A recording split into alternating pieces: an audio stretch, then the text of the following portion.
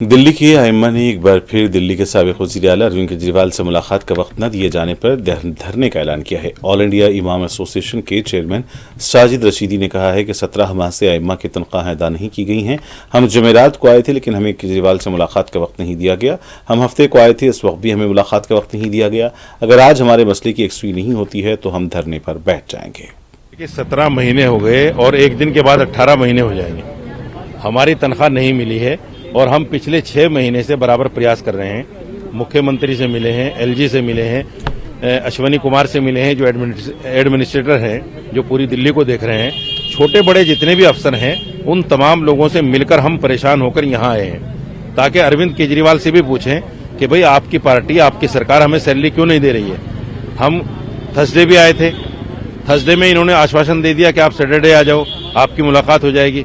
Saturday भी फिर मुलाकात नहीं हो पाई। अब फिर आए हैं। अगर अब भी ये लोग मुलाकात नहीं करेंगे, नहीं बताएंगे तो हम बैठ जाएंगे यहाँ धरने पर और जब तक हमारी सैलरी नहीं मिलेगी हम उठेंगे नहीं। तो हम जो खड़े हैं इसका मतलब गलत है। मुख्यमंत्री अरविंद केजरीवाल बाहर आकर कह दें कि आप गलत हैं, आपकी सैलरी रुकी हुई है ही नहीं, आकर बोल दें। हम तो ये कहते हैं आप आ जाएं बाहर, कैमरे के सामने बोल दें कि हमने आपको सैलरी दे रखी है, आप क्यों खड़े हुए हैं। यही तो चाहते हैं हम कि वो आकर बोल दें।